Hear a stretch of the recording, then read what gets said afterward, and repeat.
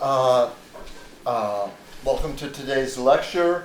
It's kindly hosted in part by the Unitarian Universalist Fellowship that is supporting the venue. Let me introduce the soon-to-arrive Scott Hyder, a Jungian Psychoanalyst who has studied at the Jung Institute in Zurich.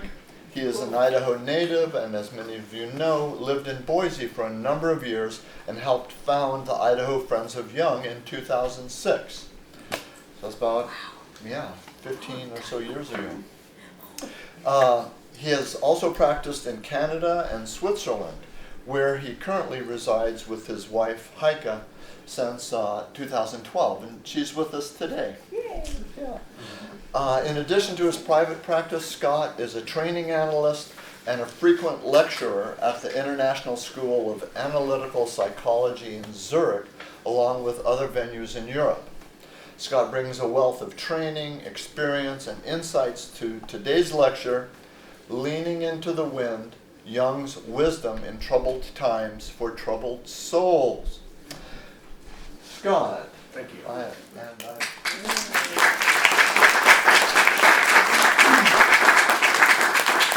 Hello. It's really lovely to see you all show up. And I'm mindful with this very precise timing that it's about a quarter hour late.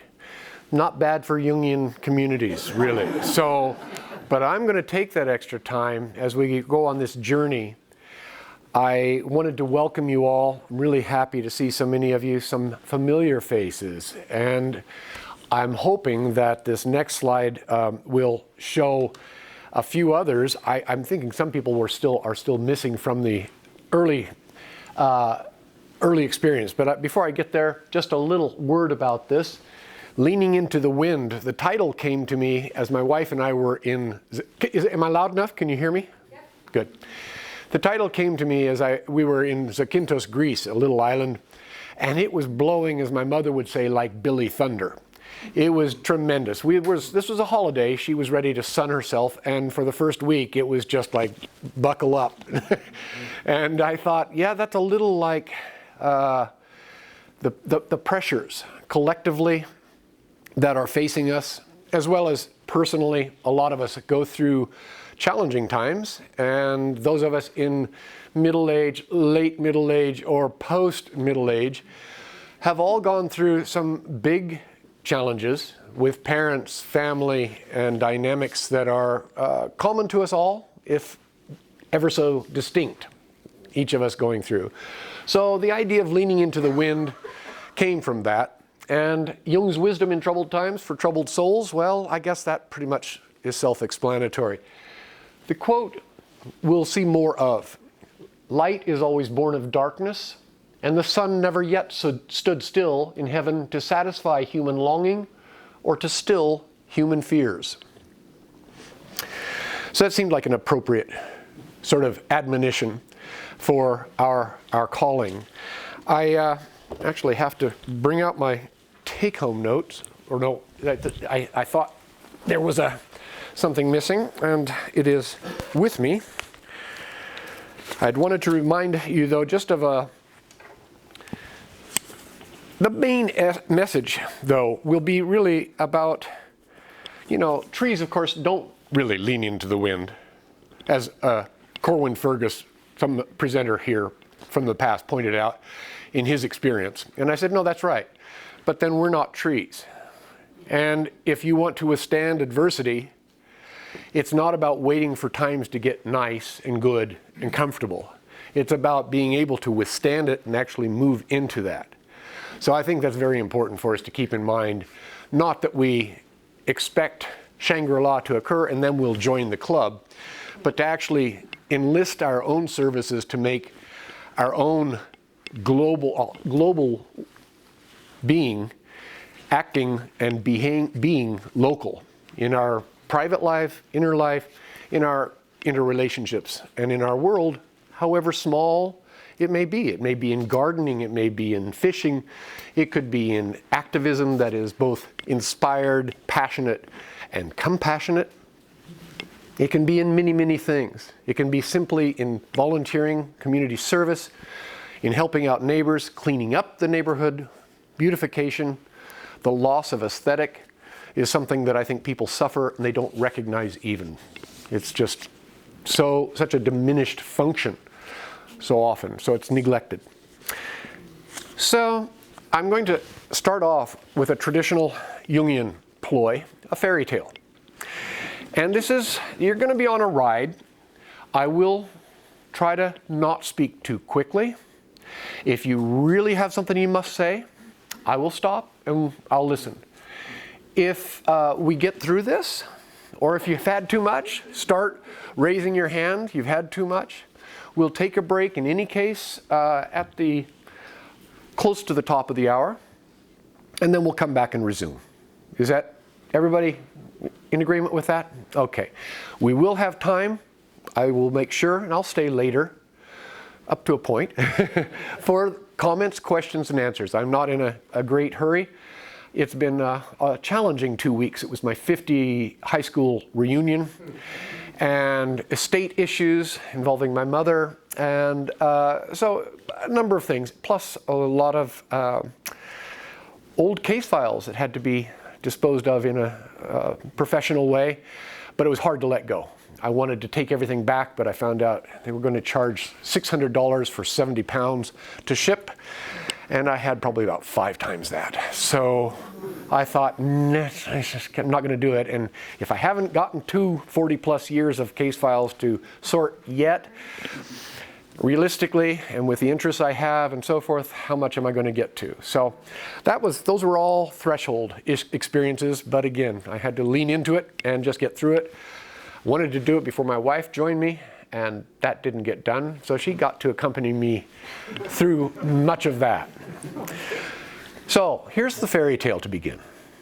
The Louse and the Flea. And I'm just going to move this to the next slide so you can kind of look at some of the people who founded. We do not have everyone in that picture.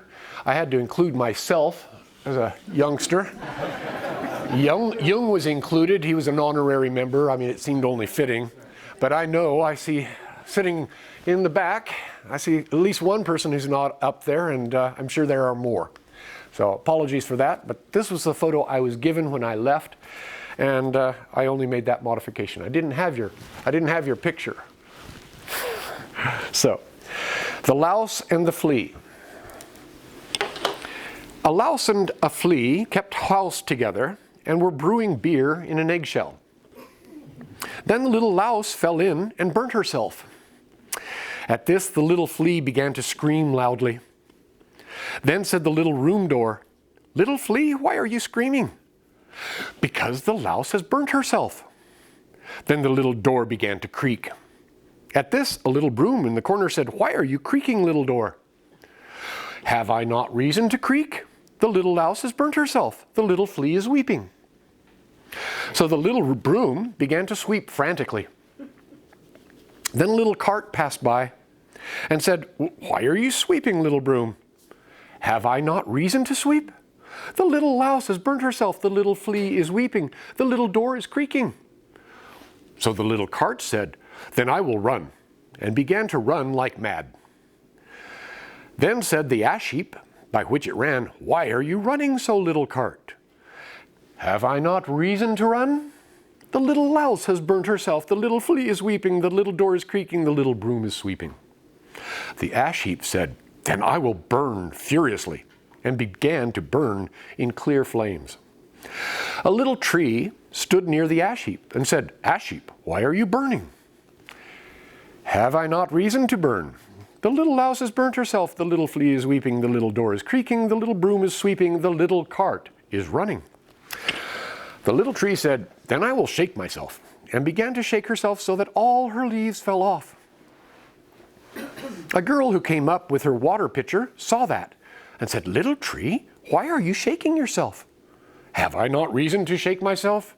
The little louse has burnt herself. The little flea is weeping, the little door is creaking, the little broom is sweeping, the little cart is running, the little ash heap is burning." At this, the girl said, "Then I will break my little water pitcher." And she broke her little water pitcher. Then said the little spring from which ran the water, "Girl, why are you breaking your water pitcher?" "Have I not reason?" Oh, excuse me.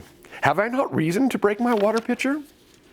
The little louse has burnt herself, the little flea is weeping, the little door is creaking, the little broom is sweeping, the little cart is running, the little ash heap is burning, the little tree is shaking itself." "Oh ho," said the spring, "then I will begin to flow," and began to flow violently. And in the water everything was drowned, the girl, the little tree, the little ash heap, the little cart, the broom, the little door, the little flea, the little louse, all together. All right, cheerful little fairy tale. I mean, it's hot outside, you know? All right, so what is this? Well, I'm sure all of you have been able to sense a certain hysteria that is running through the fairy tale. So while we need to lean into the wind, and while there are so many dimensions of threat, conflict, challenge, obstacles confronting us, we need to not be hysteric. We need to keep in mind what we can take on. As my father would say, not to bite off more than you can chew, which I usually discover after I've already bitten it off. And to basically stay with it, have some resolution, some steadfastness, some sense of resilience, as I was talking about, to just stay with it through the troubles. So that's part of the message. The group that was there, and then we move on. So I will try to read through these. The exact dimensions are a little hard here, but the psychic depths are nature, and nature is creative life. It is true that nature tears down what she has herself built up, yet she builds it up once again. Whatever values in the visible world are destroyed, by modern relativism, the psyche will produce their equivalents. At first, we cannot see beyond the path that leads downward to dark and hateful things. But no light or beauty will ever come from the person who cannot bear this sight. Light is always born of darkness, and the sun never yet stood still in heaven to satisfy human longing or to still human fears. I'll mention at this point, if you have cameras, you want to take pictures, fine, but it is being recorded. So you'll be able to see all this at some point at your leisure, which gives me permission to speed up. But I'll still try to be careful, okay?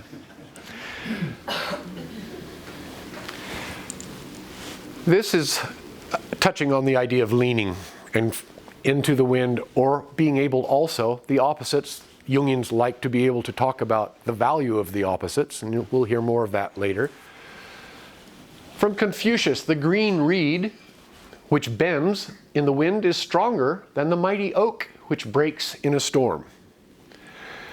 So I'll touch on this idea of the survival of the fittest as not only being the strongest, but those who are fittest in relation to mutual sensitivity and cooperation as well. Not only brute force or power. So to keep this in mind. If it were possible to personify the unconscious, we might think of it as a collective human being combining the characteristics of both sexes. A transgender ahead of his time, you see. Transcending both youth and age, birth and death, and from having at its command a human experience of 1 or 2 million years, practically immortal. If such a being existed, it would be exalted above all temporal change. The present would mean neither more nor less to it than any year in the 100th millennium before Christ. It would be a dreamer of age-old dreams, and owing to its limitless experience, an incomparable prognosticator. Could tell the future. Huh? It would have lived countless times over again the life of the individual, the family, the tribe, and the nation. And it would possess a living sense of the rhythm of growth, flowering, and decay. That would be an ideal to which we might aspire, but then again, we don't want to be grandiose. Huh? We're human, so all things in measure. This is from the I Ching, and I put it in because I wanted to reflect a bit on where we are as a culture. Now, I've dressed up nicely for you, but I plan to not strip altogether, but certainly diminish my garb as we go. Otherwise, I'll be up here like the little stream flowing over. So I found this very inspirational in relation to all the problems, many of the problems that we have. Division politically, culturally, socially, pollution, the destruction of the natural environment.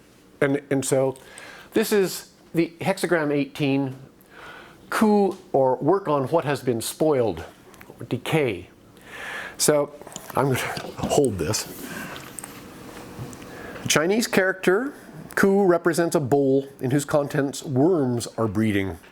This means decay. It has come about because the gentle indifference of the lower trigram has come together with the rigid inertia. Gentle indifference, rigid inertia of the upper. And the result is stagnation. Since this implies guilt, the conditions embody a demand for removal of the cause.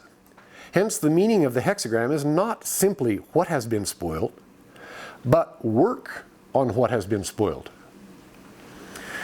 The judgment, work on what has been spoiled, has supreme success. It furthers one to cross the great water. Before the starting point, 3 days. After the starting point, 3 days. I'm going to let you review this when you watch later, so that I don't overburden you with type, but you can see there are points of relevance. And if you look at the I Ching, you'll see the different hexagrams, or the different moving lines, address different situations that are also quite interesting. Let me interrupt for a second. Your mic is covered. I disrobe further.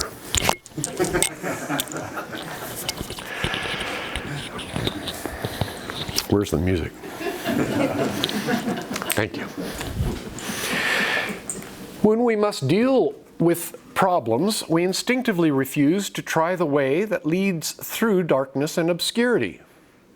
We wish to hear only unequivocal results and completely forget that these results can only be brought about when we have ventured into and emerged again from the darkness. This resonates with an earlier quotation, but you see also the application of the I Ching, or the sense of importance there. I put the book title, or the cover there. I love this book. Meredith Sabini is editor. Nature Has a Soul, the Nature Writings, The Earth Has a Soul, the Nature Writings of C.G. Jung. It's an excellent compilation. And this is also from the Modern Man in Search of a Soul. So that's where it's to be found. Okay? And this is the table of contents. So again, you can review this at your leisure. This is an old volume of Memories, Dreams, Reflections. And in the introduction, there's Coleridge. He looked at his own soul with a telescope. What seemed all irregular he saw and showed to be beautiful. Constellations, and he added to the consciousness hidden worlds within worlds. That's just from my desk. It's with a couple of pictures that I had. No doubt it is a great nuisance that humankind is not uniform, but compounded of individuals whose psychic structure spreads them over a span of at least 10,000 years. Hence, there is absolutely no truth that does not spell salvation to one person and damnation to another.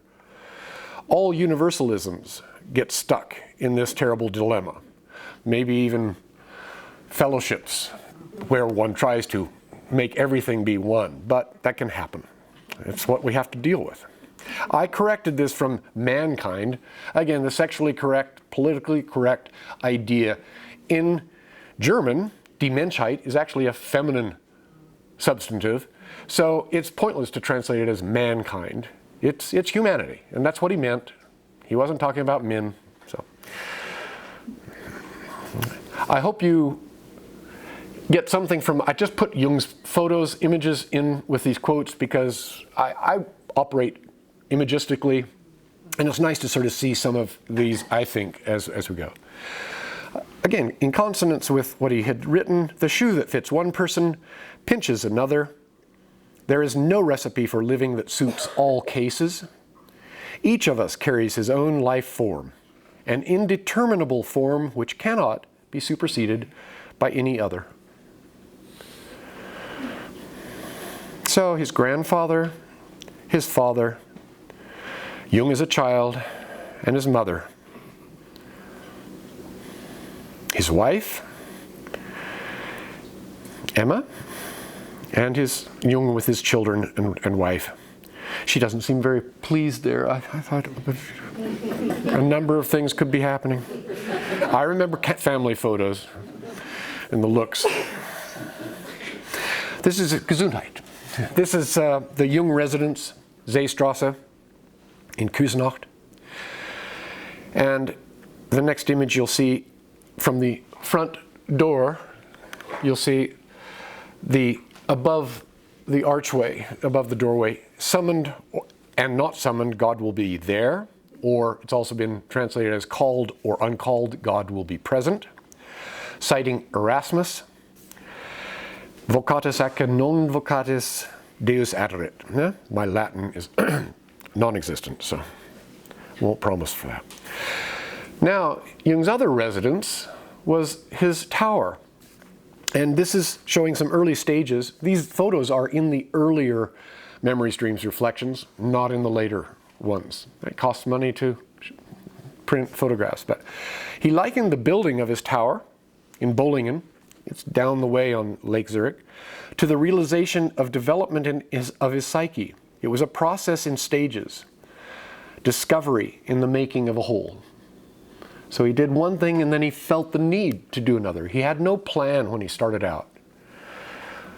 Like some of us, when we bumble our way through life and then go, oh, that had a purpose. There was meaning in that. It's kind of a comfort to know that he did the same thing. This is another image taken a long while ago by Ruth Amann. And the house is not maybe quite as dressed up right now. The trees have somewhat fallen, and but it's still, the family is still there, and it's a lovely shot, I thought. It's from the lake, obviously.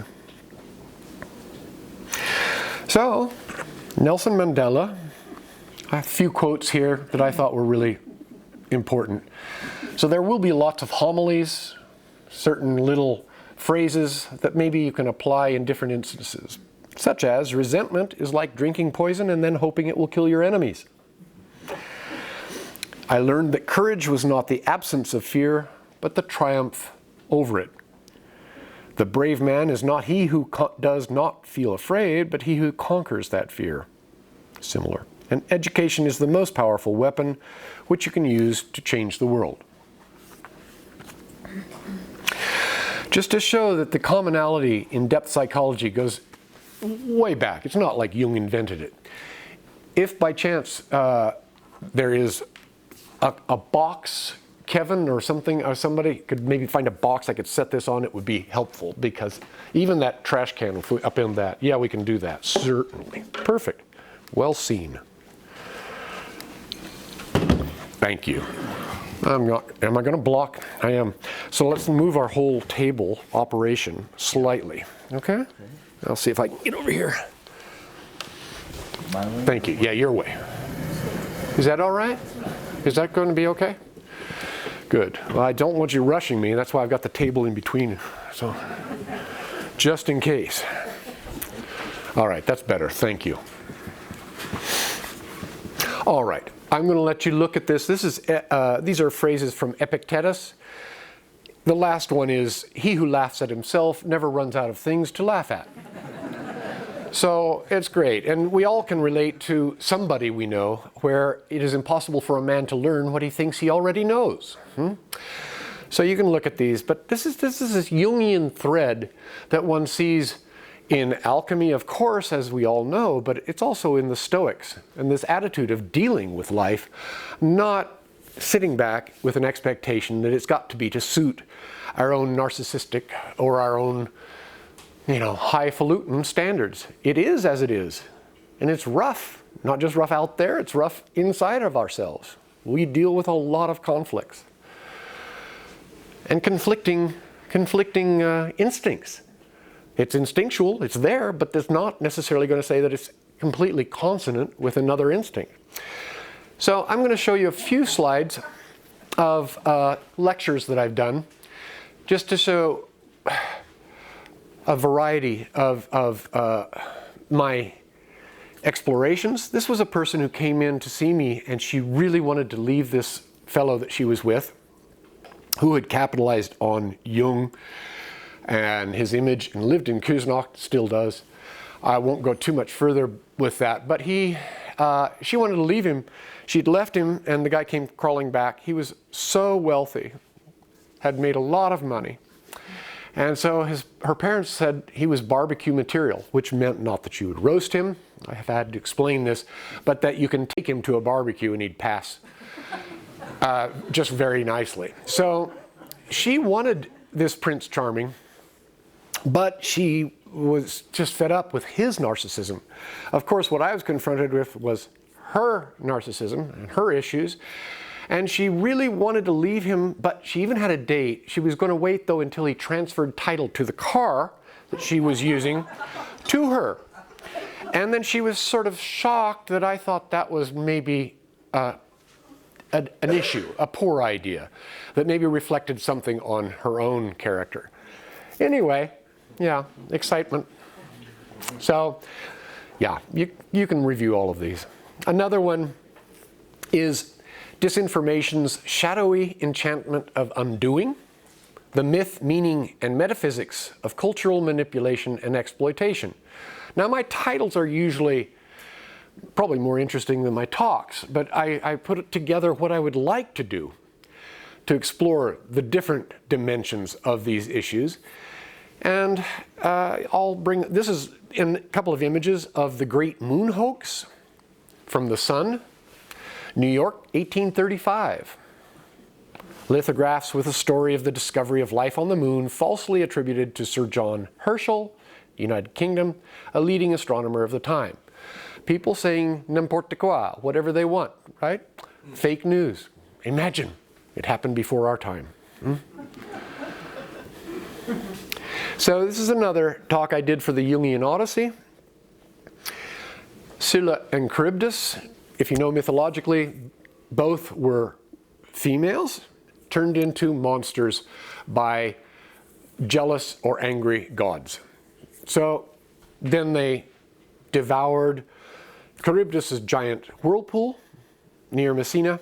The Strait of Messina would suck entire ships down as a bladder of sorts and then disgorge them. They all died. If they tried to avoid that on the other side, just next to Sicily, we traveled there just before the lecture. I was working on it.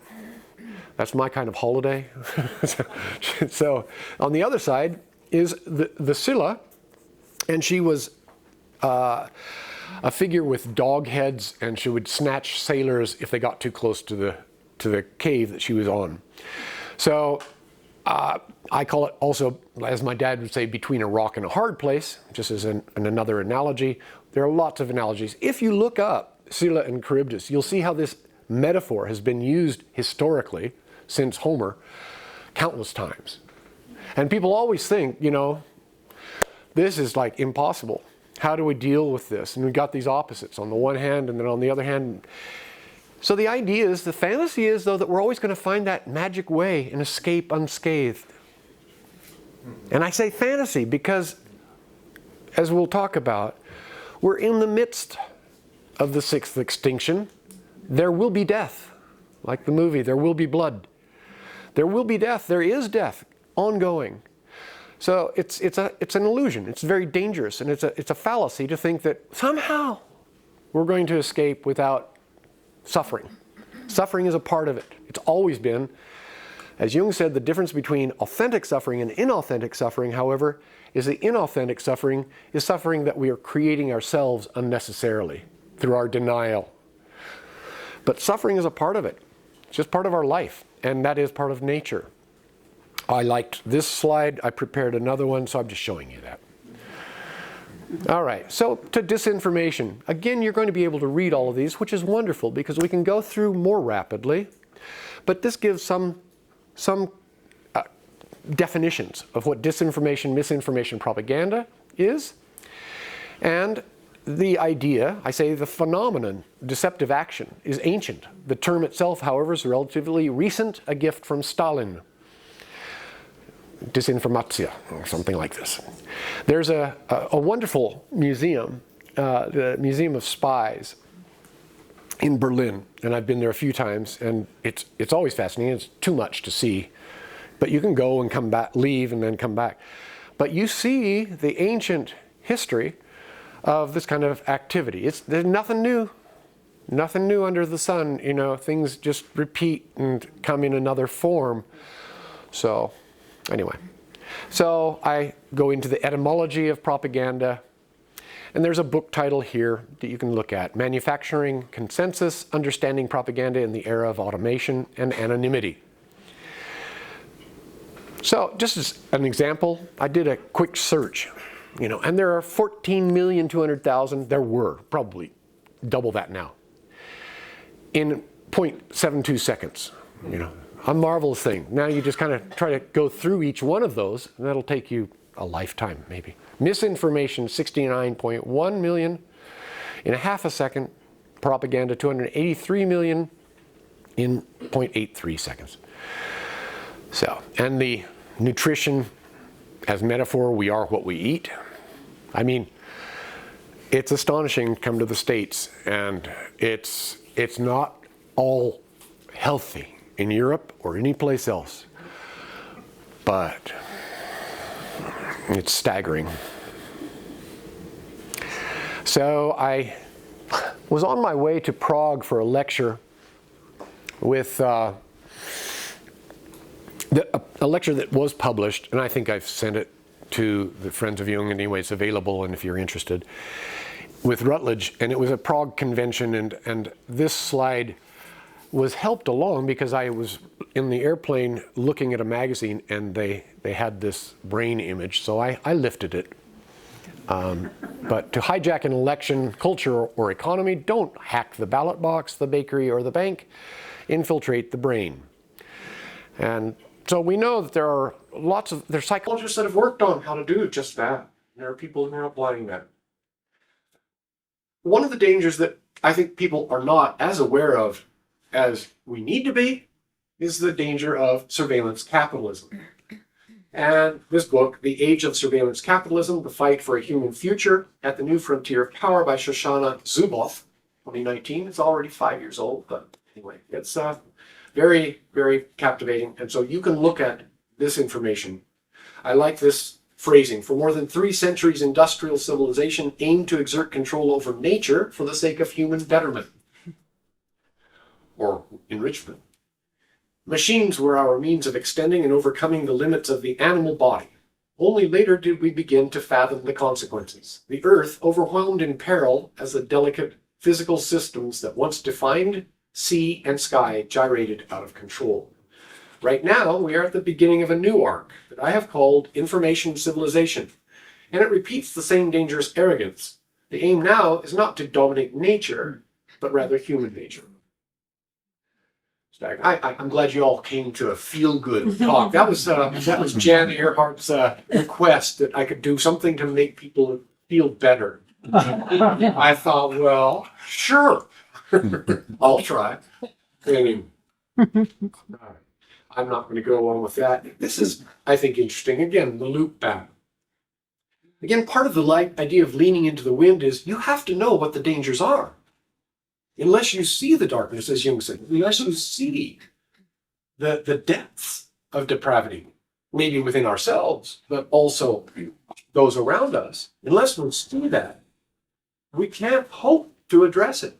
We can't hope to be somehow immune, not by hiding our heads under in a hole or under a rock or a pillow. It doesn't happen, right? So this is part of why I'm helping to immunize you, I hope, or at least give you the strength to look at how you do that. In Sun Tzu's view, this is like 4th century BC.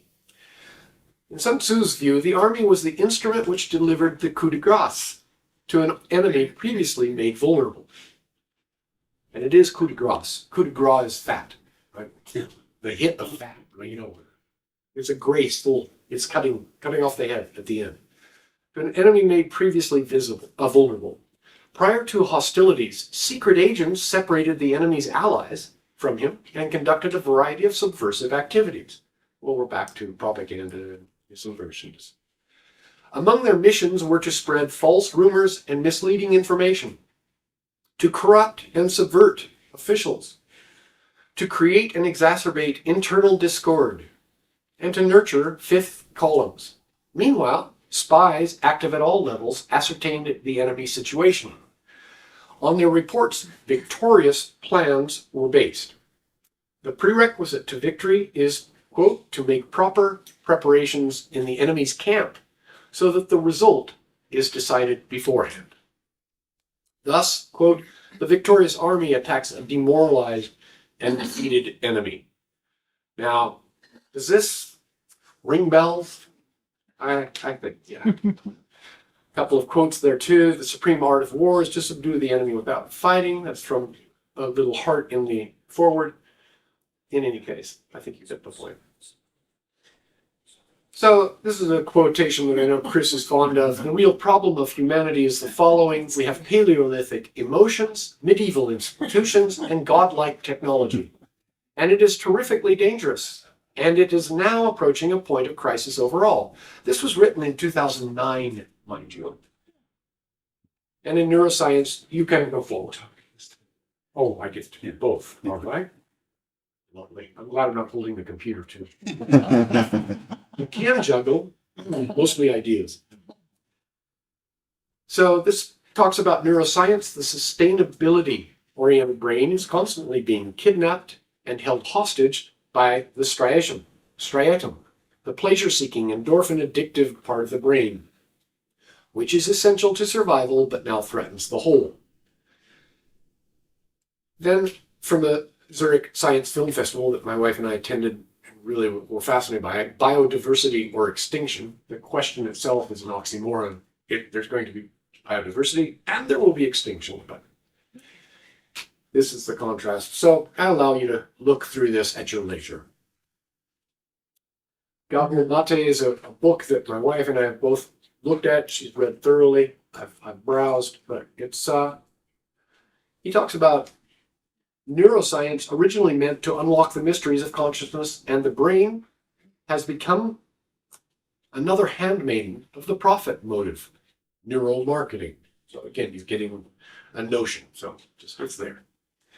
So this is Jung commenting on Scylla and Charybdis, and to talk about the value of the unconscious. In the bottom, you'll see mass degeneration does not only come from without, it also comes from within, from the collective unconscious. So we can be demoralized by possession of an archetypal image.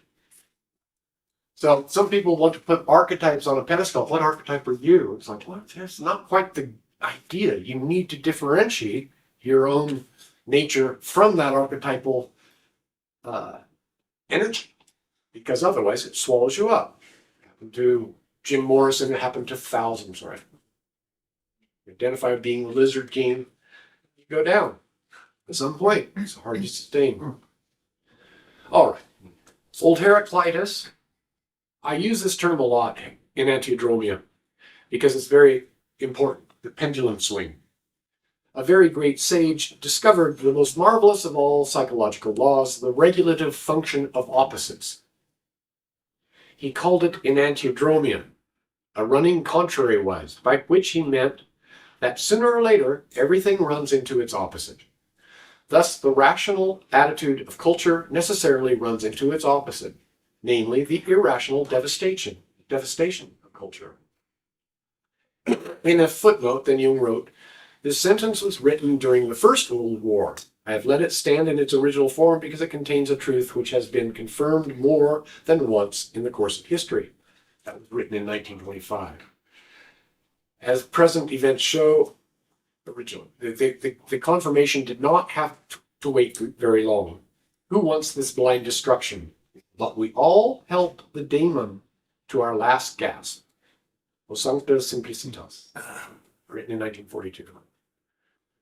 So, an early image of an anti-drone, or of the Ouroboros, what goes around comes around, common enough expression. Beginnings and endings, and I kind of think of T.S. Eliot's poem, "My end is my beginning." And this is an image from, written in Greek, which I do not read, "The All is One," from Cleopatra the Alchemist, 10th century. Another image, which is wonderful. The detail, this is very reminiscent, though, of Jung and his Red Book, which my wife lectured on, I believe, here, or she lectured on something else. Maybe the slides didn't show up, but she managed to get along quite well without it. So in any case, I'll let you look at those. These are a couple of other images that are there, the kind of yin and yang of the enantiodromia. And then this idea of merging with the myth of Sisyphus. You're trudging along and you're trying to get up that hill, and you do, and then the ball rolls down, and then you've got the other side that you've got to do. So there's always effort involved. There's a German expression, "Only dead fish swim with the stream." And so Jung says the only person who escapes the grim law of enantiodromia is the human who knows how to separate him herself from the unconscious, not by repressing it, for then it simply attacks him, her from the rear, but by putting it clearly before her as that which he, she is not. You can look further into this, but he talks about Zagreus Dionysus. I gave a lecture to a Russian training group just before hostilities in Ukraine, and so I have not been paid for that. That's the way it is.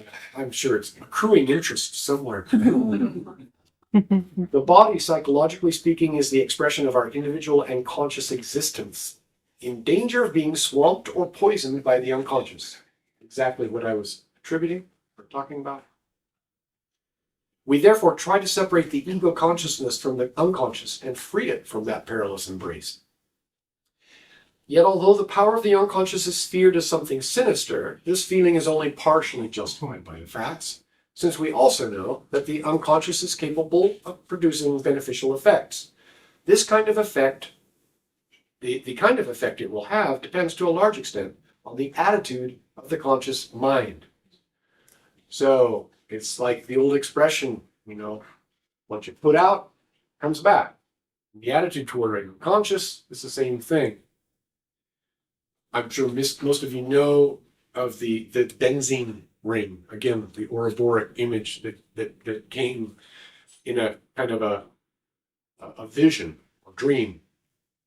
And as the man was struggling to come up with the structure of benzene. So that's where there can be a very positive effect. All right, we talked about technology. Now this is about Geoffrey Hinton, one of the pioneers of AI, who was warning against its sort of naive embrace or trust that it's just going to somehow save everything, right? Best thing since sliced bread.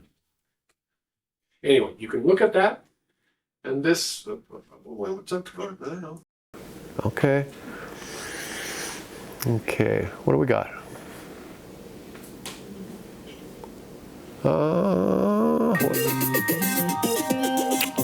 I need help. Somebody, sorry. I don't know, that's not supposed to be there.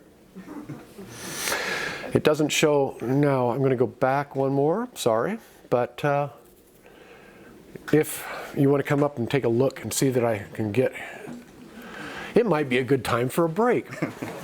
So Sure. There we are, and it should be, So what are you trying to get on there? well, trying to get the next slide, but it doesn't, that's Jung there, so we're there, and then you see it goes to that, and I don't know why, it says builds room maybe. So, while we're getting expert assistance here, let's see, can I, there we are, good, thank you. All right, so thank you for your questions and comments. Now, back. No, I'll use that as a moment. So, does anybody have something that's pressing? How are you doing for your intake energy? You okay? Yes? Okay?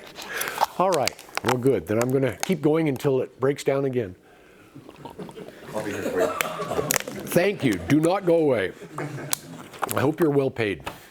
Oh, by the way, just as a little bit of encouragement, I brought over some Swiss chocolates from Sprungli. One of them, the one with this blue in it, the blue is milk chocolate, but there's a lot of dark chocolate. The other one is entirely dark chocolate. You don't get any until it's over. But, no. If you're brave enough to come and take it, then go ahead. But anyway. All right. So, again, I'm not going to go through all of these things, but most of you are acquainted with Yuval Harari. And so, if you look for this, I mean, you'll have this on the YouTube. You can check it out, and you can look it up with Google. And so, even our gentleman, Warren Buffett, is talking about, I get a little bit worried when something can do all kinds of things. I get a little bit worried because I know we won't be able to uninvent it. And you know we did invent, for very, very good reason, the atom bomb in World War II. Yeah, I mean, there's a lot of promise. It's like every tool. Again, we're talking about this enantiodromia, this idea of opposites. There are a lot of positive values or potentiality in different tools that can also be appropriated, exploited, perverted in a negative way. So you don't throw the baby out with the bathwater, but you don't necessarily expect the baby to swim on its own. There needs to be some kind of instruction as well in that process. They've shown so many times now, too, where AI just glibly gives a false answer, right? I mean, they correct it, but then at what point do we know when it is or isn't accurate? So this is something I thought was interesting. The environmental, just wait. Good? That's all right. This is a slide just on the environmental cost of big data. You know, we all send information, emails, and so forth, and we think, oh, that's just like gone in the air, ether, also. But apparently, it's a huge cost. Estimated that the global AI demand could cause data centers to consume over 1 trillion gallons of fresh water by 2027. 1 trillion. I mean, we understand here in Boise, I remember enough, southern Idaho altogether, what water is doing. Speaking of Zakynthos or Sardinia, other places, they don't want the tourists there. I don't know how they get the water for the squirt guns, but in Barcelona, they're squirting the tourists and get out because they're overwhelmed. I think there are, how many times the number of tourists in Barcelona? 16 times more than the population every year. And so some of these places that are beautiful are just overrun. They're packed. And of course, this is the oversell of tourism. You're welcome, come, and then people buy in, and then they are unwelcome. You know, so you get seduced, but then all of a sudden you're the one who's on the receiving end of the hostility and resentment, which also ties into this idea of extremism politically, the kind of one-upmanship or the pushing the face in the dirt and the mud. Whenever there's one side that wins, it tends to create a lot of resentment and hostility, and then the same kind of behavior happens on the other side, and it goes on and on in this unconscious loop. So the Ouroboros, Our wedding rings are also the Ouroboros. And in some ways, it's a symbol of unconscious repetition compulsion, right? On the other side, it's the idea that of seasonal return. There's all things to come: death, life, rebirth. But as I've often said, we often focus on rebirth, and we often forget about the pangs, the struggles, the dissolution, the dismemberment that occurs in death. Psychologically, that's a hard thing to go through, but then we're back to Jung talking about not just looking for light. Yeah. Okay. You see, I'm easing up on you. 2 whole seconds here. All right. This last one may not look like much, but just see what it'll do to your back after 7 or 8 hours a day. I love the New Yorker images. And so you see the size of the computer gets smaller, and finally then, yeah, he's wired himself, right? So it's happening. Of course, we don't have to plug people in now. It's even further than another one, a Dutch graphic artist. Okay, now we're back to heavy. So these are different books that you can look at if you're interested. Dark Money, The Wolves of K Street, how basically doesn't matter whether Republicans or Democrats win, the real winners are those who invest in both parties. They always do it kind of like a 60-40. The party in power gets 60%, party out of power gets 40%. But then if they're back in power, they get 60%. And policies are written by these people, put forward, passed.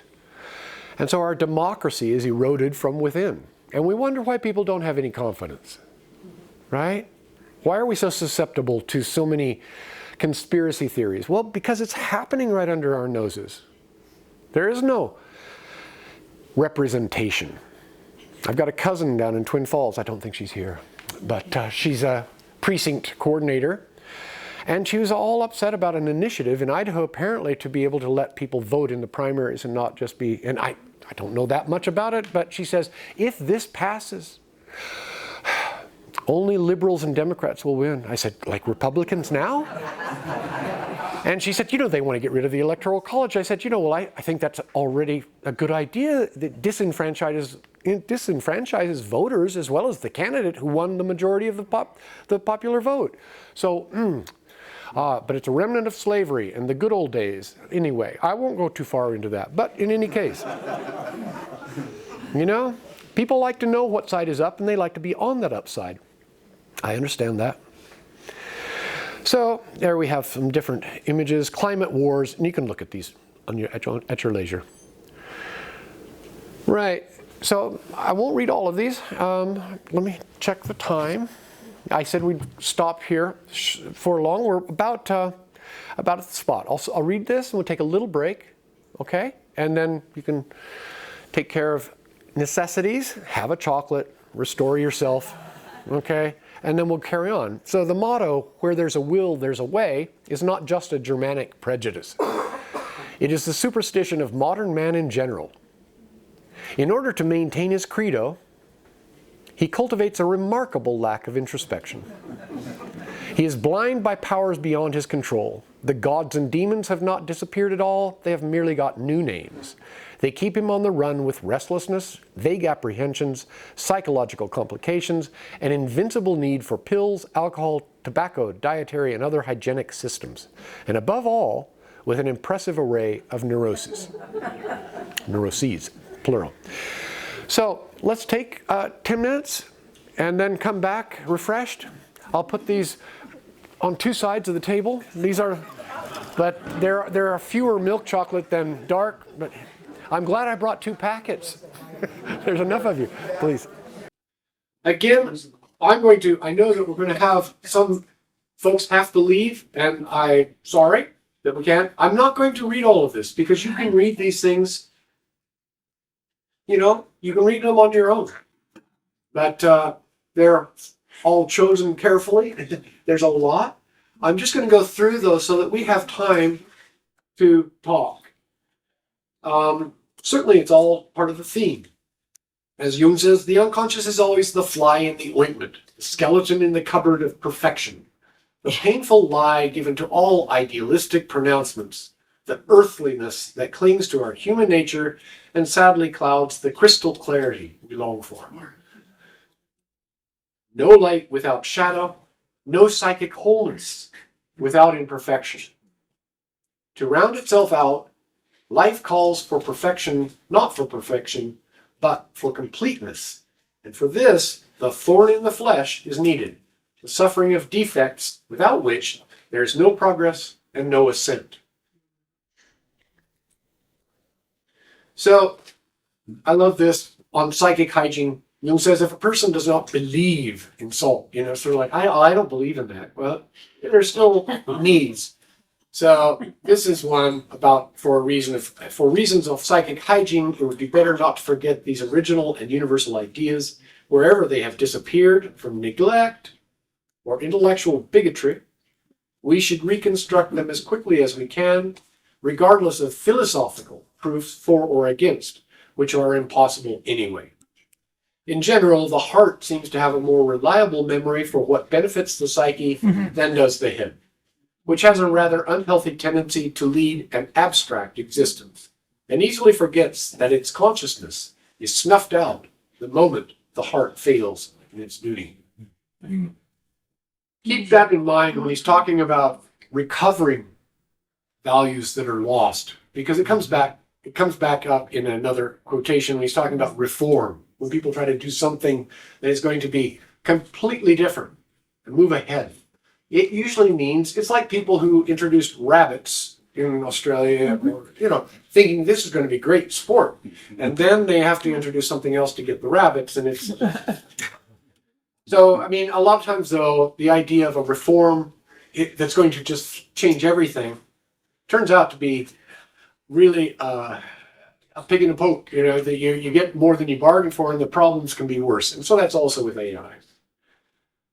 So, again, people have said, oh, Jung's white, European, Eurocentric. So, but he says, well, it's true, he is. And so it's like, it's not a critique, it's a reality. And he was talking about European culture. And so, but this is interesting, I think. What we, from our point of view, call colonization, missions to the heathen, spread of civilization, etc., has another face, the face of the bird of prey seeking with cruel intentness for distant quarry.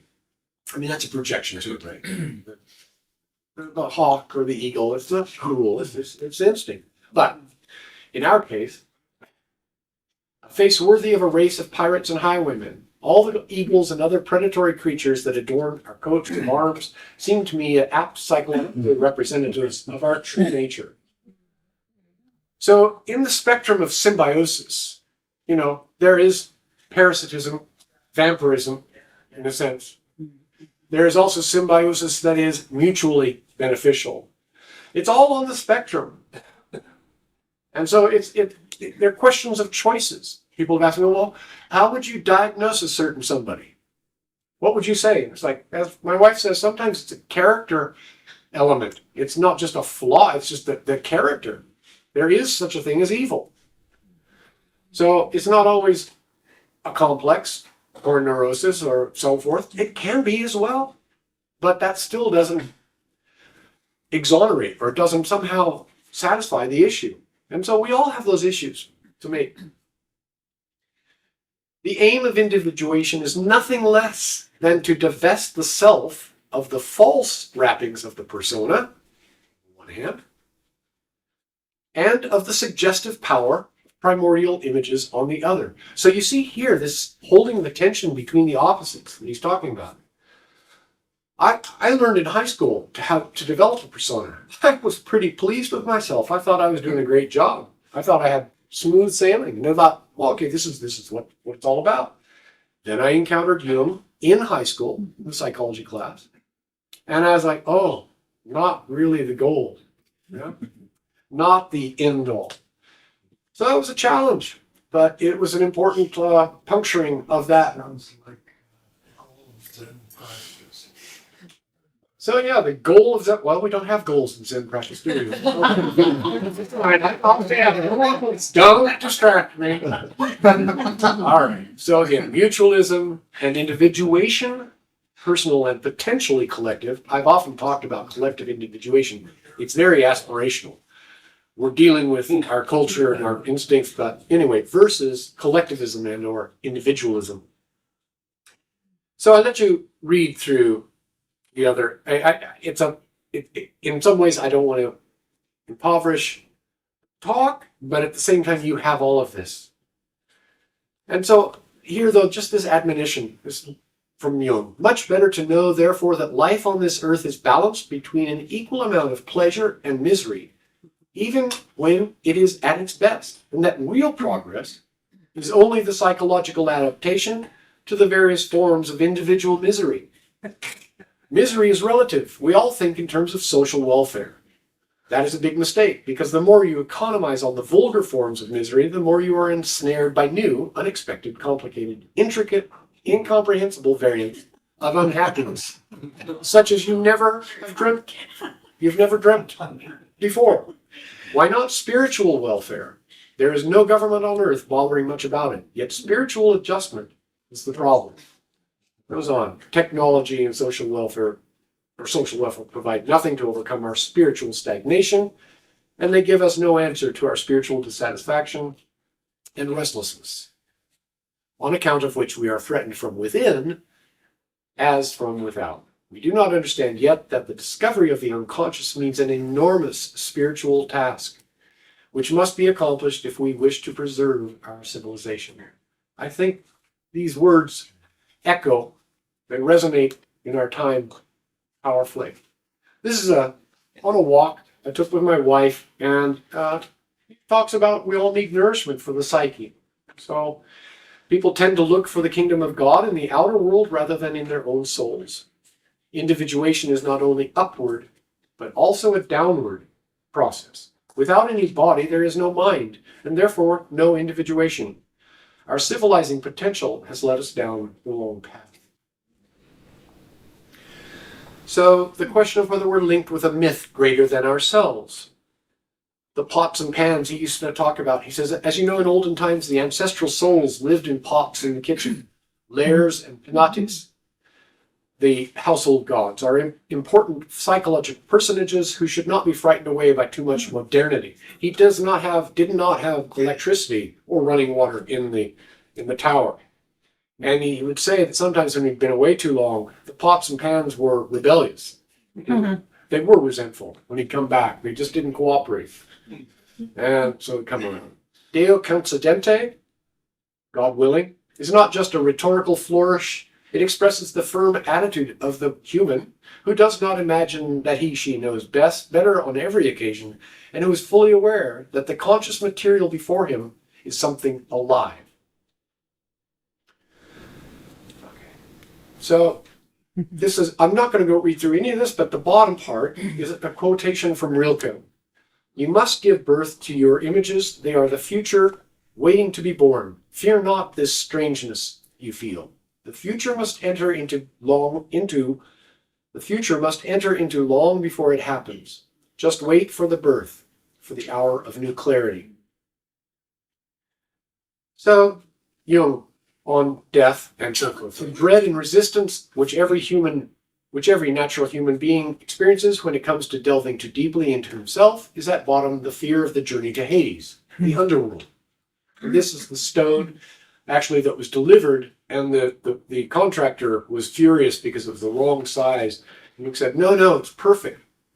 So it's the rejected stone that he did his sculpture on in Bollingen.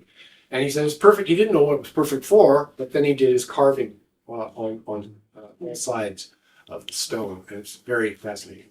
The Jung house is a museum. You can visit it. They have, books and so forth. It's a very interesting place. There's another museum in Gomeswald with von Franz material and so forth. Okay, a couple of books, if you're interested, on Dreams and Death and Psyche and Death from Edgar Herzog, Marie-Louise von Franz on the first. But these are interesting. Jung, as a doctor, I make every effort to strengthen the belief in immortality, especially with older patients when such questions come threateningly close. For seen in correct psychological perspective, death is not an end, but a goal. And life's inclination towards death begins as soon as the meridian is passed. As I look around, I think most of it is post-meridian. Anyway, that's Jung on Death and Immortality. Jenny Yates was a fellow student at the Jung Institute when I was there. No one can claim to be immune to the spirit of his own epoch or to possess anything like a complete knowledge of it. Regardless of our conscious convictions, we are all, without exception, insofar as we are particles in the mass, gnawed and undermined by the spirit that runs through the masses. Our freedom extends only so far as our consciousness reaches. And again, the key, knowing your own darkness, is the best method for dealing with the darknesses of other people. From letters, right? So, we all have shadow. And they often some smelly aspects. So this is an old cartoon, and more quotes that you can read about the shadow from Walt Kelly. We've met the enemy and he is us. Okay. And saying that we should never let ourselves slip into the belief that analysis by itself is sufficient to remove a neurosis. It'd be a delusion and a deception. Infallibly, in the last resort, it's the moral factor that decides between health and sickness. I wasn't going to read this, but this is where I think it's very powerful. The acceptance of oneself is the essence of the whole moral problem and the epitome of the whole outlook on life. That I feed the hungry, that I forgive an insult, that I love my enemy in the name of Christ. All these are undoubtedly great virtues. What I do unto the least of my brethren, that I do unto Christ. But what if I should discover that the least among them all, the poorest of all the beggars, the most impudent of all the offenders, the very enemy himself, that these are within me, and that I myself stand in need of the alms of my own kindness? That I myself am the enemy who must be loved. What then? As a rule, the Christian's attitude is then reversed. There is no longer any question of love or long-suffering. We say to the brother within us, Raka, and condemn and rage against ourselves. We hide it from the world. We refuse to admit ever having met this least among the lowly in ourselves. Well, I was going to not read that, but it almost brings me to tears because I've had to encounter that too many times. I think, obviously not enough yet. There are various, you can go online and get these videos, The Power of the Unconscious and Dreams, 6 minute 49 seconds. Carl Jung Face to Face, the John Freeman interview. And he says, if you think along the lines of nature, you think properly. Contrasting with Rilke, let life happen to you, believe me, life is in the right, always. So, more you can read about the interview, why he became a doctor. It's a very interesting story that he talks about. It wasn't an original goal, but he didn't have the money to become an archaeologist. And then he became very fascinated by psychiatry, which was in its infancy, really. And so, then the foundation of works of C.G. Jung. And again, talking about our souls. A fairy tale. Okay.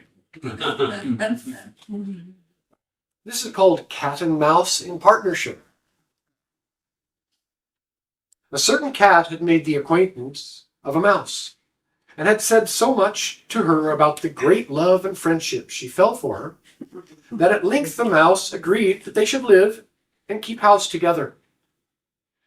But we must make a provision for winter, or else we shall suffer from hunger, said the cat. And you, little mouse, cannot venture everywhere, or you will be caught in a trap someday. The good advice was followed, and a pot of fat was bought. But they did not know where to put it. At length, after much consideration, the cat said, I know no place where it will be better stored up than in the church. For no one dares take anything away from there. We will set it beneath the altar, and not touch it until we are really in need of it. So the pot was placed in safety, but it was not long before the cat had a great yearning for it, and said to the mouse, I want to tell you something, little mouse. My cousin has brought a little son into the world and has asked me to be godmother. He is white with brown spots, and I'm to hold him over the font at the christening. Let me go out today, and you look after the house by yourself. Yes, yes, said the mouse. By all means go. And if you get anything very good to eat, think of me. I should like a drop of sweet red christening wine myself. All this, however, was untrue. Cat had no cousin, and had not been asked to be godmother. She went straight to the church, stole from the pot of fat, and began to lick at it, and licked the top of the fat off. Then she took a walk upon the roofs of the town, looked out for opportunities, and then stretched herself in the sun and licked her lips whenever she thought of the pot of fat. And not until it was evening did she return home. Well, here you are again, said the mouse. No doubt you have had a merry day. All went off well, answered the cat. What name did they give the child? Pop off, said the cat, quite coolly. Top off, cried the mouse. That is a very odd and uncommon name. Is it a usual one in your family? What does that matter, said the cat. It is no worse than crumb stealer, as your godchildren are called. Before long, the cat was seized by another fit of yearning. She said to the mouse, You must do me a favor, and once more manage the house for a day, alone. I am again asked to be godmother, and as the child has a white ring round its neck, I cannot refuse. The good mouse consented, but the cat crept behind the town walls to the church and devoured half the pot of fat. Nothing ever seems so good as what one keeps to oneself, said she, and was quite satisfied with her day's work. When she went home, the mouse inquired, And what was this child christened? Half done. Half done? What are you saying? I never heard the name in my life. I'll wager anything it is not in your calendar. The cat's mouth soon began to water for some more licking. All good things go in threes, said she. I am asked to stand godmother again. The child is quite black. Think negredo. The child is quite black, only it has white paws, but with that exception it has not a single white hair on its whole body. This only happens once every few years. Will you let me go? You will let me go, won't you? Top off, half done, answered the mouse. They are such odd names, they make me very thoughtful. You sit at home, said the cat, in your dark gray fur coat and long tail, and are filled with fancies. That's because you do not go out in the daytime. During the cat's absence, the mouse cleaned the house and put it in order, but the greedy cat entirely emptied the pot of fat. When everything is eaten up, one has some peace, said she to herself. The mouse at once asked what name had been given to the third child. It will not please you more than the others, said the cat. He's called All Gone. All Gone, cried the mouse. That is the most suspicious name of all. I have never seen it in print. All Gone. What can that mean? And she shook her head, curled herself up, and lay down to sleep. From this time forth, no one invited the cat to be godmother. But when the winter had come, and there was no longer anything to be found inside, the mouse thought of their provision and said, Come, cat, we will go to our pot of fat, which we have stored up for ourselves. We shall enjoy that. Yes, answered the cat. You will enjoy it as much as you would enjoy sticking that dainty tongue of yours out of the window. They set out on their way, but when they arrived, the pot of fat certainly was still in its place, but it was empty. Alas, said the mouse, now I see what has happened. Now it comes to light. You are a true friend. You have devoured all when you were standing godmother. First top off, then half done, then will you hold your tongue, cried the cat. One more word, and I will eat you too. All Gone was already on the poor mouse's lips. Scarcely had she spoken it before the cat sprang on her, seized her, and swallowed her down. Verily, that is the way of the world. So, good cheer. But it's part of maybe Maybe the mouse hadn't realized her own level of shadow. So from the Tao Te Ching, there's something that contains everything before heaven and earth. It is.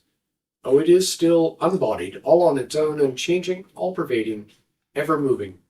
So it can act as the mother of all things. Not knowing its real name, we only call it the way. Now, this is the same lines from the Tao Te Ching. One of them on the right is from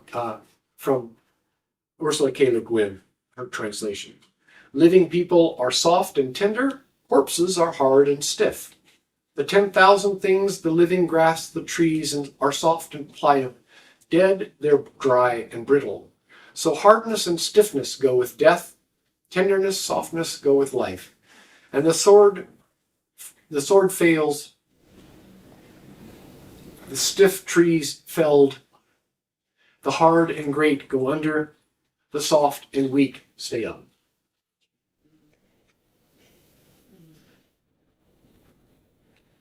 So I've something here on cognitive dissonance. I'm going to look at our time, and I'm just going to let you know, you've heard of cognitive dissonance. There are images of disintegration. This is from Marianne Woodman's Addiction to Perfection. How images of disintegration fill the dreams of men and women when their individual emotional and religious containers break down. The earth, far from being a fixed center directed by an understanding Father, God, becomes a desert of nothingness, whirling through endless space without divine purpose. So she goes on. You can read this. This is an image of the Romans outside a temple praying for an end to the Antonine Plague, the epidemic which claimed the lives of millions, and still the Roman Empire survived. Flevov Java, between 1865 and 76. So the sixth extinction, I'm sure many of you, this is published 2014, mind you, and the contents. Now, from 2014, I saw on CNN, and I had a photo of it. It was 9 years before it comes onto CNN, the collective, before it pervades collective consciousness. So, 9 years. I mean, okay, it's a drop in the bucket, but okay, notice the cloud formation here and environmental matters. The climate time bomb is ticking, the world is running out. These are different sites you can go to see what's going on. This is another movie we saw, The Invisible Extinction, the race to save our vanishing microbes, the biome inside the gut being irritated, the allergies are irritated bodies in a changing world. So from allergies to all sorts of different issues that have been linked with the chemicals, preservatives, and so forth, additives. So nature. So Ai Weiwei dropping a Han Dynasty urn. Now this probably many of you have seen. I linked this with a story from the Sufi tradition. An ancient and valuable fragile Chinese vase had been found by the villagers. There was an argument in the tea house as to its exact capacity. During the wrangling, the mullah entered. The people appealed to him for a ruling. Simple, said Nasruddin, bring the vase here, together with some sand.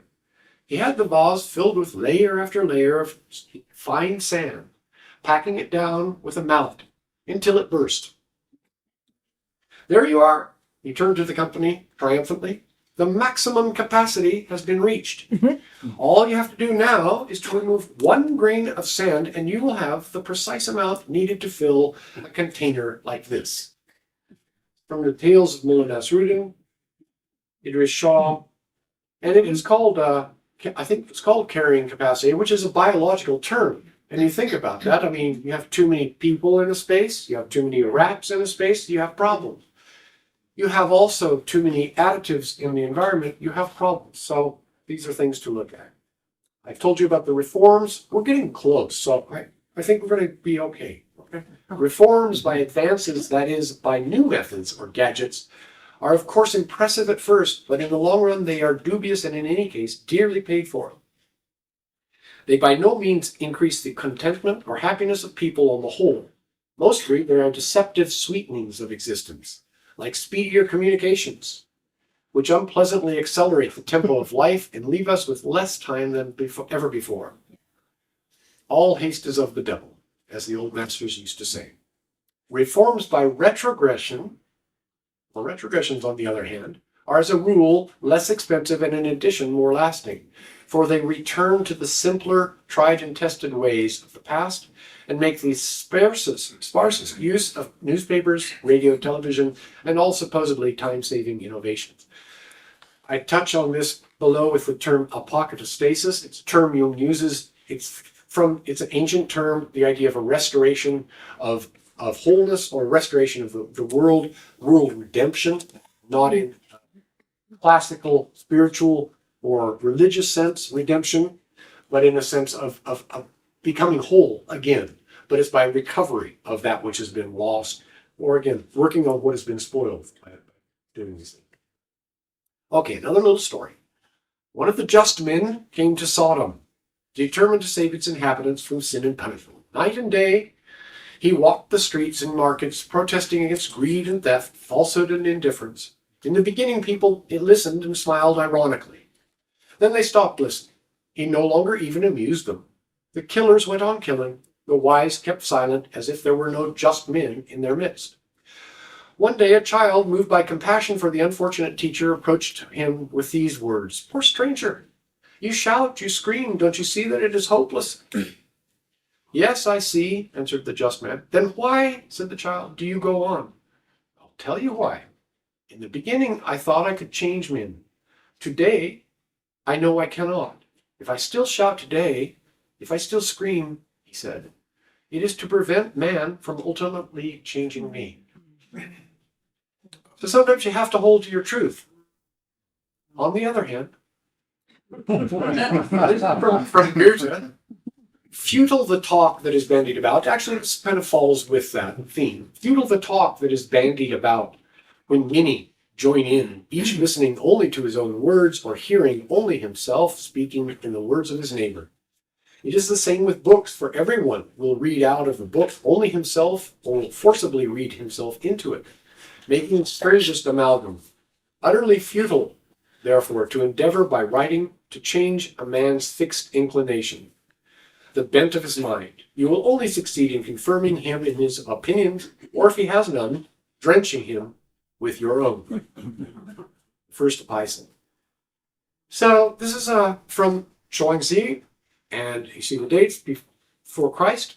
We cling to our point of view as though everything depended on it.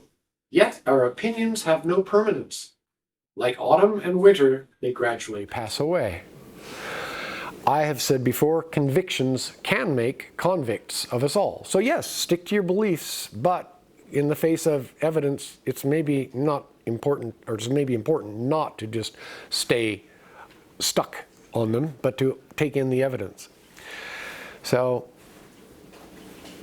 the idea I've written here, alas, becoming caught in, not avoiding, but becoming one with the suction of psychic whirlpools, back to the Charybdis, and black holes where no light can escape nor awareness emerge.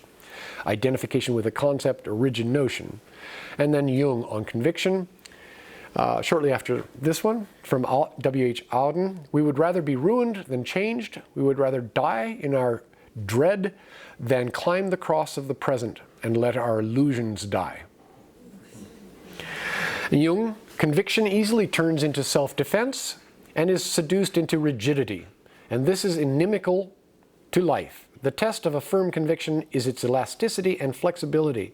Like every other exalted truth, it thrives best on the admission of its errors. So the Reinhold Niebuhr prayer, the Serenity Prayer, Alcoholics Anonymous and so forth, very famous. God grant me the serenity to accept the things I cannot change, the courage to change the things I can, and the wisdom to know the difference. Now, it goes on, and it's very interesting in its entirety. I have often paraphrased this, though, most commonly cited lines by putting the take responsibility part before the acquiescence attitude, which otherwise, from empirical research, myself and others, can be rationalized shadow-wise to serve as a trickster cover for complacency. Oh, I'm accepting the things I cannot change, right? I'm not making an effort. I'm not leaning into the wind. So, and that becomes with this as a cover for complacency, deliberate uncertainty, justification, and apathy. The alternative version, if one can avoid confusion and remember it, God grant me the courage to change the things I can change, the strength and serenity to accept the things I cannot change, and the wisdom to know the difference. It just puts a little bit more of the focus on what is potentially within my capacity to alter. So this is a part of a gift I wanted to offer in case you haven't seen this interview with James Hollis, because the Friends of Jung started a long time ago when Mary Smith had seen James Hollis and was so enthralled she wanted to bring him to Boise.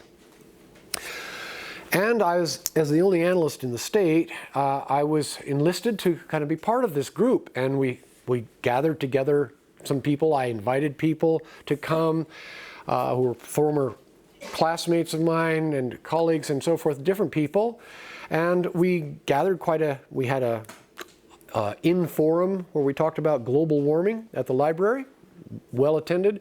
We did the talk or the film Matter of Heart at the Flicks. It sold out, remarkable. I had no idea if anybody would show up. And we built such a following with the Idaho Friends of Jung that by the time we got James Hollis here, he filled the great room, and he was sick. I mean, he was ill, but he did marvelously for that day, and then the following day when we had a bit of a workshop. He was wonderful, but I felt for him because he was very ill. In any case, Mary and some of the colleagues were kind of content. They'd achieved James Hollis here, and meanwhile we had a lot of people who were interested in more. So the work of the Idaho Friends of Jung, the commitment, went on, as it does now. And so I'm glad to see so many of you here, but just to say, if you're keen on James Hollis, then there you go.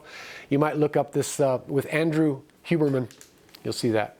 This is a lecture that I'm going to be doing when we get back and I have a week to rest. Worldwide redemption. It's a good term, marketing term. Worldwide redemption, reflection on the history, aspirational promise, and existential peril of an archetype.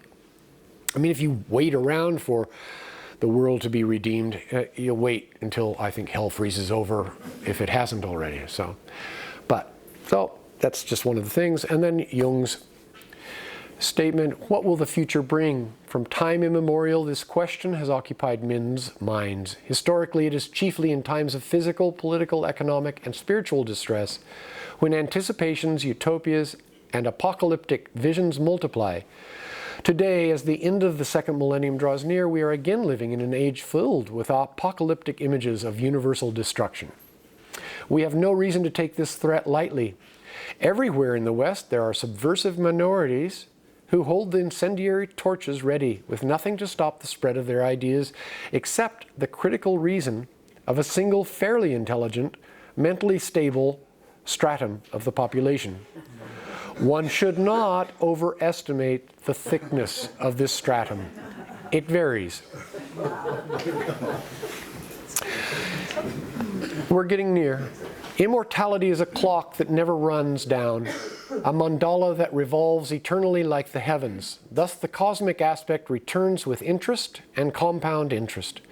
This might easily prove too much for the scientific stomach. The scientific stomach has very limited powers of digestion. Notice again the spiral that we saw in the storm, and these are Fibonacci's numbers and sequences in nature that fascinated me, and I've done this. And so the poem here,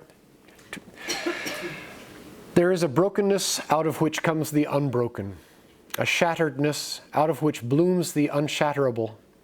There is a sorrow beyond all grief which leads to joy, and a fragility out of whose depths emerges strength. There is a hollow space too vast for words, through which we pass with each loss, out of whose darkness we are sanctioned into being. There is a cry deeper than all sound, whose serrated edges cut the heart as we break open to the place inside which is unbreakable and whole while learning to sing. Huh. I think I'm so tired, I'm about ready to. Reminds me of Leonard Cohen, and the cracks are where the light gets in. So this is a quote from Jung. As always, life is a voyage between Scylla and Charybdis. And from James Baldwin, not everything that is faced can be changed, but nothing can be changed until it is faced. So I'm reminded by a Swiss analyst of the Billy Joel song, "We didn't start the fire. It was always burning since the world's been turning. We didn't start the fire. No, we didn't light it, but we tried to fight it. We didn't start the fire, but when we are gone, it will still burn on and on and on and on and on and on and on and on." So only what is really oneself has the power to heal. Thank you.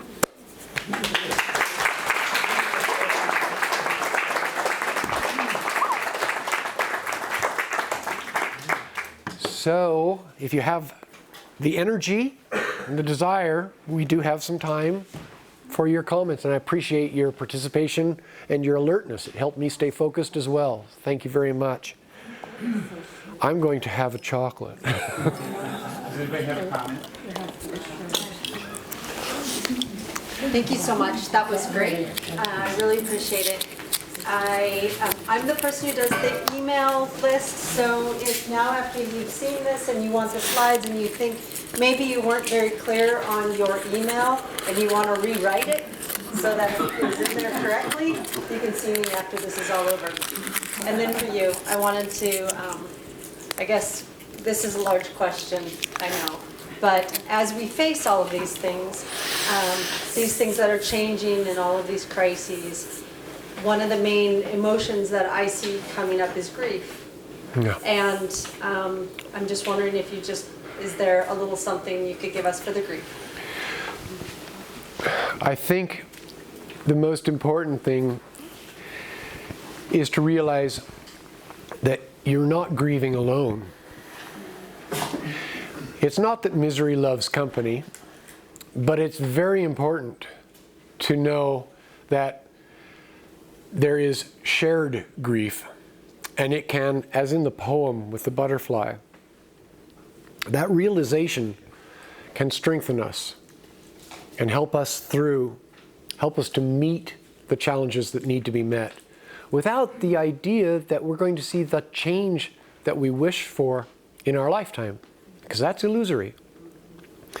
But the more of us that can, through the grief, be energized to make some kind of not just a statement, but to make some kind of contribution toward a life that has more meaning, more depth. Those are contributions, those are seeds for the future. Joanna Macy talks about how grief is so important. We have to acknowledge this. People would say, oh, you have Weltschmerz, the suffering of the world. That's just a projection. You're just getting out of your own thing. No, it's not at all. We are part of the world. And so we should be feeling an immense suffering as we see what's happening in the oceans, the warming, the drift. I have other slides. I mean, the organisms that exist on these plastic islands that are not solid, but they're organisms, the whole environments that are living there. We have plastic in the womb. We have plastic in our testes, our testicles. The microplastic, it's everywhere. It's ubiquitous. So yeah, it's easy to despair. In one talk I gave, I talked about the environment and how people who were very, very up on it could succumb to despair. One guy committed suicide. He knew too much. Or he knew too much without a container to hold it. So find ways to share what you're feeling with people who are of like mind and heart, and find ways to engage, to enact that grief in a way that is planting a tree someplace, to mean something or having a book group or some kind of a group that can focus attention. I believe in activism. I'm part of this group, Analysis and Activism. The article that I wrote and that was published was the danger of all these activists saying, no, no, no, my need is what we need to all pay attention. No, no, no. All this division, the house divided. There's no sense of, look, we've all got needs. We all need to be focusing on different things, but we also need to be able to understand the value of the whole, or we're lost. I mean, of course, I published it and it hasn't changed the world, right? Go talk to the government. Yeah, go talk to the government? Yeah. Which one? Yeah, I mean, ultimately, if people will wake up, we can reclaim the government. But it takes an awakening. It takes people who are able to not be timid and not be cowed, to stand up and say, no, it is a government for, by, and of the people. I'm sorry, that chocolate's taking effect. So. Yeah, but anyway. So. There's someone who is standing up and saying that now. You know, the whole dynamic of our leadership, we don't have the mic. We don't have the mic here.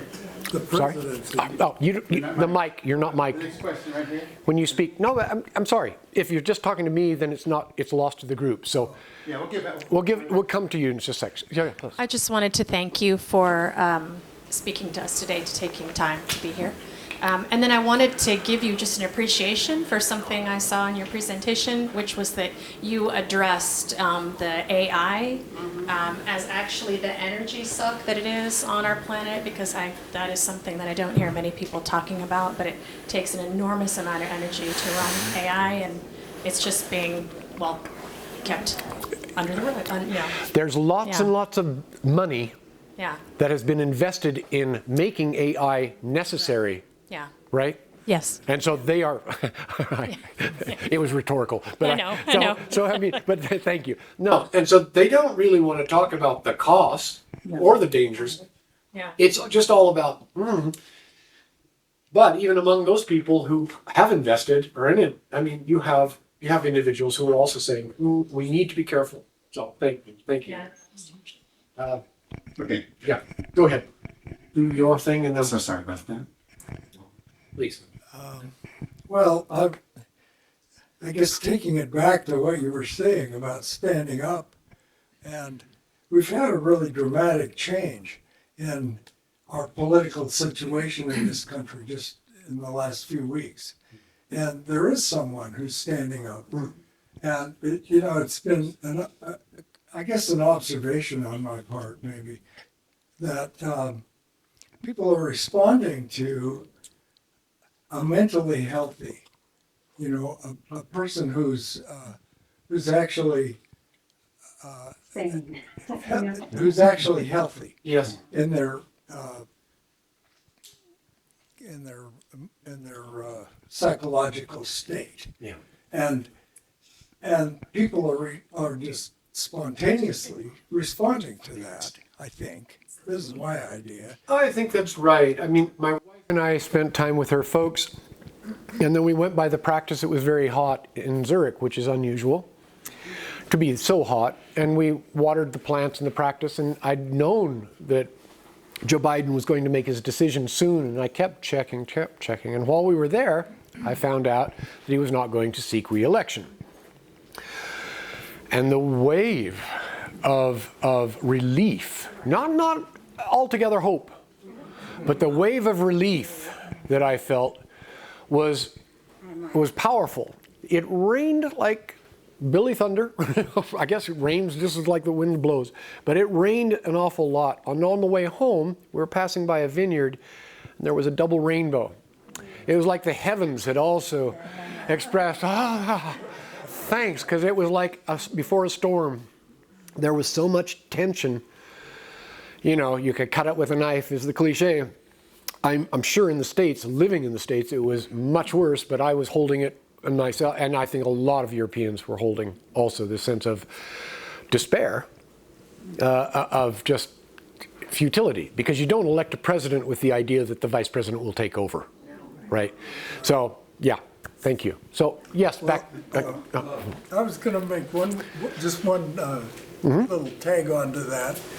I have felt that archetypally, what's going on is hubris is being confronted by its nemesis at last. Well, yeah, I think there's probably, maybe somebody can, if you want to take that back, yeah, too. I think, you know, it's easy to slip into a hubris of anti-hubris, right? And I think that's where humility is something that I often boast that I have. Under that, I have felt that archetypally, what's going on is hubris is being confronted by its nemesis at last. Well, yeah, I think there's probably, maybe somebody can, if you want to take that back, yeah, too. I think, you know, it's easy to slip into a hubris of anti-hubris, right? And I think that's where humility is something that I often boast that I have, but it's another thing to really embody. But you're right. I think there is a sense of engagement and energy that is there. I just wanted to point out that, I mean, if any of you want to see that photograph, my email address, the Scott Hyder one, is you can take one of these flyers, tells you a little about, I'm the same person, just a little bit shorter hair in the photo and a few years younger. Anyway, I will write you and send you the photograph because it was beautiful. And this is my card.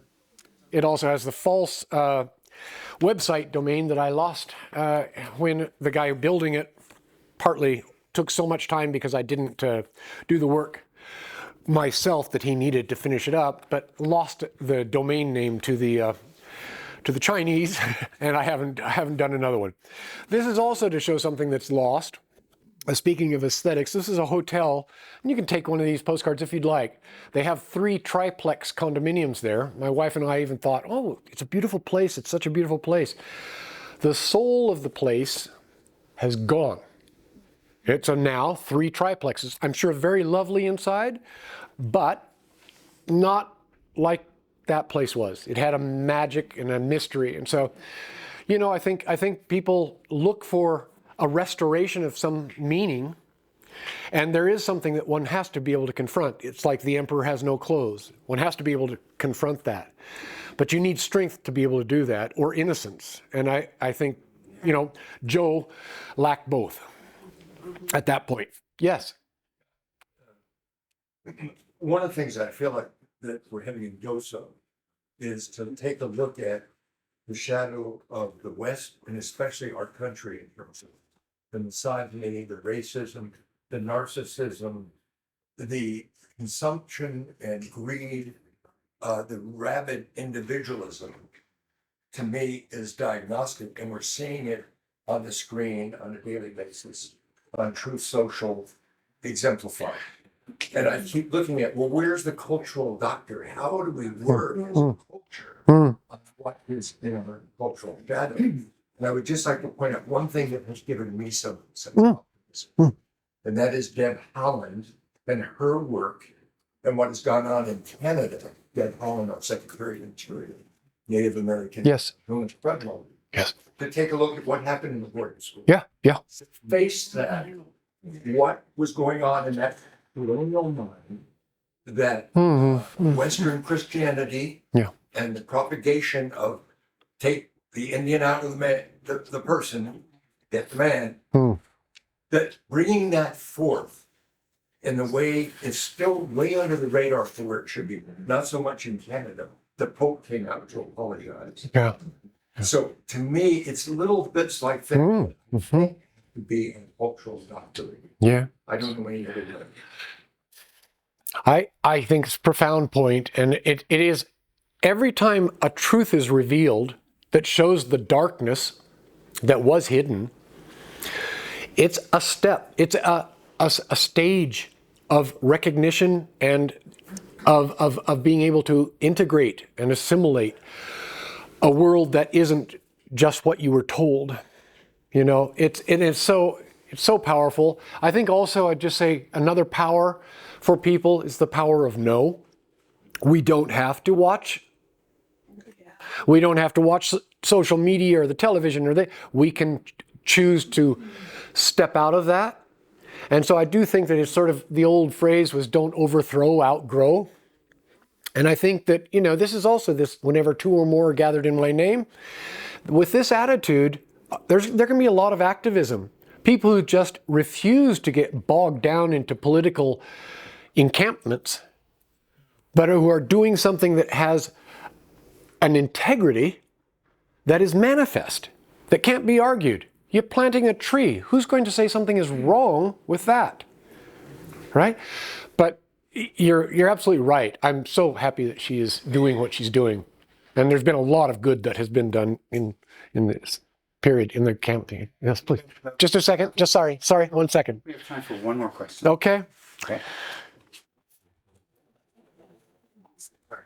They said we could access the presentation somehow. How does one go about that? That's not through me, that's through this madam.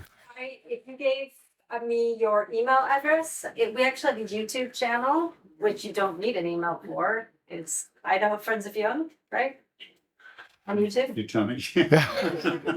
But we'll send out a link to everybody. Yeah. Great, well that's good information. I think that was such a short question. One more that's really pressing. Anybody? There we go. Yeah. I want to thank you for mentioning the sixth extinction. I had a friend who has since passed away who used to teach at BSU, and he didn't teach biology, he taught geology. Mm-hmm. But he loaned me the book, Mm-hmm. and he joked, and when he handed it to me, that he wanted me to read every word. Mm-hmm. But I did read every word. And it made a big impact on me. And I'm a photographer, and I try to take photos of animals that are in danger. Yes. And display them in my art group. So, Tremendous, yeah. you know. I mean, there's also a book called The World Without Us. I mean, we are also endangered. I mean, we're not somehow immune. So we've done enough. It's going to come back. What goes around comes around, right? The enantiodromic Ouroboros loop. Yeah. So let's do what we can to sort of see if we can allow our species to grow a bit more, maybe learn a bit more to integrate some darkness rather than denying it. That's. Thank you. I appreciate that. Thank you very much. I appreciate it. Thank you. Thank you. Thank you. I think there are still some chocolates here, so better have them.